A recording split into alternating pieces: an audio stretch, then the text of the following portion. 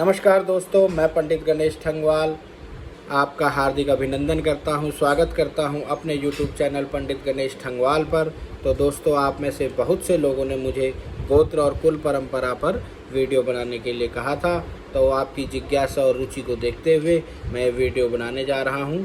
तो दोस्तों, वीडियो शुरू करने से पहले जिसने भी मेरे इस चैनल को लाइक सब्सक्राइब नहीं किया है वो सब्सक्राइब करें, लाइक करें, शेयर करें और बेल आइकन को हिट जरूर करें जिससे कि मेरा प्रत्येक वीडियो आप तक पहुंचे।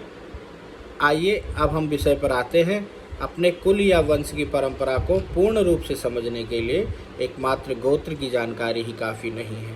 इसको विस्तृत और पूर्ण रूप से समझने के लिए हमें कुल 11 बिंदु समझने होंगे।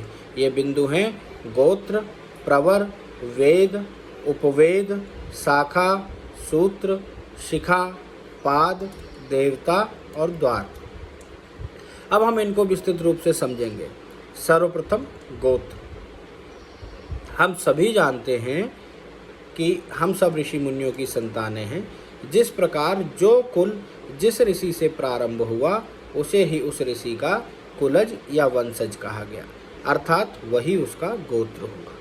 प्रारंभ में सप्त ऋषियों से गोत्र परंपरा आरंभ हुई और बाद में इसमें अगस्त ऋषि को भी जोड़ा गया। तो कहा गया विश्वामित्रो जमदग्निर भारद्वाजो अथ गौतमः अत्रिर्वसिष्ठ कश्यप इत्येते सप्त ऋषयः सप्तानां ऋषीणानां अगस्त्या अष्टमानां यदपत्यं तद्गोत्रात् मित उच्यते। विश्वामित्र, जमदग्नि, भारद्वाज, गौतम, अत्रि, वशिष्ठ, कश्यप, ये सप्त ऋषि हैं। इनसे गोत्र परंपरा प्रारंभ हुई और अंत में इसमें अगस्त ऋषि को भी गोत्र परंपरा के मूल में शामिल किया गया और कुछ समय पश्चात इसमें भृगु और अंगिरा ऋषि को भी शामिल किया गया। इस तरह इन 10 ऋषियों की वंश परंपरा में जितने मंत्र दृष्टा अर्थात वेद मंत्रों को जानने वाले और आज के संबंध में अगर बात करें तो वेद मंत्रों पर रिसर्च करने वाले और वेद मंत्रों को सिद्ध करने वाले जो ऋषि हुए वे सभी गोत्र कहलाए। इस प्रकार गोत्रों के मूल में 10 ऋषि ही हैं और बाद में गोत्र और गोत्रकारक ऋषि 108 हुए और 7 इनकी छोटी छोटी शाखाएं हुई। तो कुल 115 ऋषि हुए जिनसे गोत्र परंपरा प्रारंभ हुई। तो दोस्तों, अब हम आते हैं अगले बिंदु प्रवर पर।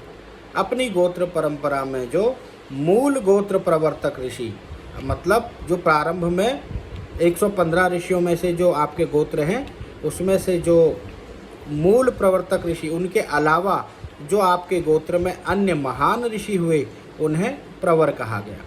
इनकी संख्या 1, 2, 3 या 5 है। इसके बाद आता है अगला बिंदु वेद। 4 वेद हैं।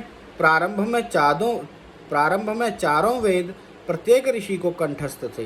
बाद में जिस ऋषि ने जिस वेद का अध्ययन, अध्यापन, प्रचार प्रसार किया वही उस गोत्र का वेद कहलाया। उपवेद। प्रत्येक वेद का एक उपवेद है। जैसे कि हम अगर लें तो ऋग्वेद का आयुर्वेद, यजुर्वेद का धनुर्वेद, सामवेद का गंधर्व वेद, अथर्ववेद का शिल्प वेद।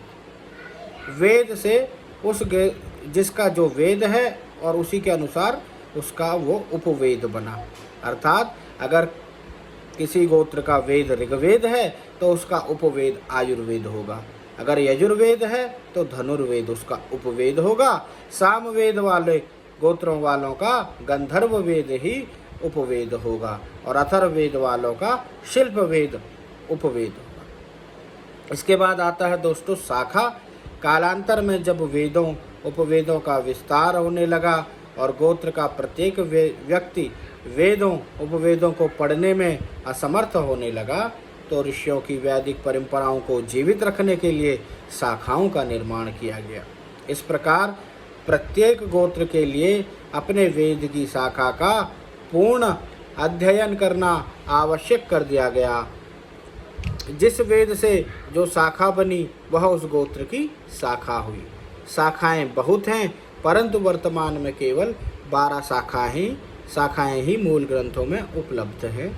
इसमें है ऋग्वेद की शाकल शाखा और सांख्यायन शाखा, कृष्ण यजुर्वेद की तैत्तरीय शाखा और मैत्रायणीय शाखा, और कंठ शाखा और कपिस्थल शाखा, शुक्ल यजुर्वेद की मादिंदनी शाखा और काण्व शाखा, और सामवेद की कौथुम शाखा और जैमिनीय शाखा, अथर्ववेद की शौनक शाखा और पेप्पलाद शाखा।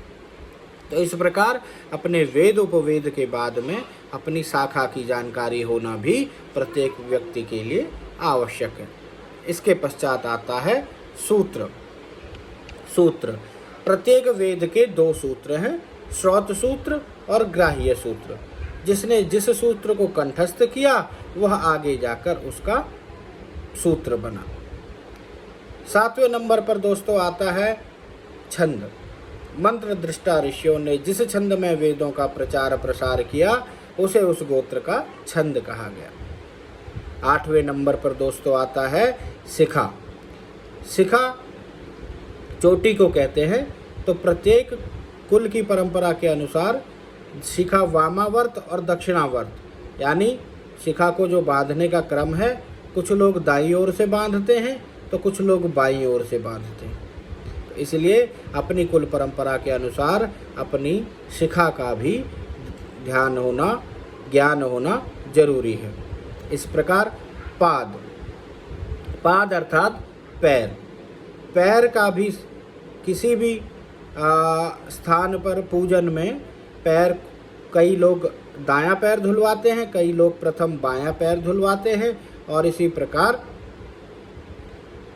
दायां पैर बायां पैर जिस कुल की जैसी परंपरा है उस परंपरा के अनुसार अपने पाद का जानकारी होना चाहिए।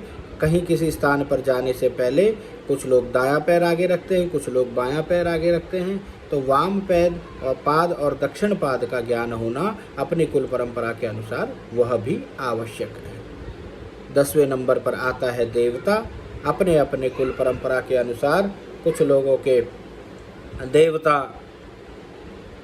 कोई शैव है, कोई वैष्णव है, इस प्रकार से उनको अपने अपने देवता का भी ज्ञान होना जरूरी है। अंत में आता है द्वार भी यज्ञ में प्रवेश करते समय कई लोग पूर्व की ओर से प्रवेश करते हैं, कई लोग दक्षिण की तरफ से प्रवेश करते हैं, कई लोग उत्तर की तरफ से प्रवेश करते हैं और कई लोग पश्चिम की तरफ से प्रवेश करते हैं। इस प्रकार हमारा कौन सा जिस कुल परंपरा का जो द्वार है वो उसी द्वार से यज्ञ मंडप या शुभ स्थानों पर प्रवेश करते हैं। तो आज की वीडियो में ये 11 बिंदुओं का विश्लेषण मैंने किया जैसा कि मुझे ज्ञान था। अगर किसी प्रकार की इसमें त्रुटि हो तो उसके लिए क्षमा प्रार्थी हूँ। आपको वीडियो कैसी लगी कमेंट में ज़रूर बताएं और चैनल को लाइक सब्सक्राइब ज़रूर करें। धन्यवाद, नमस्कार।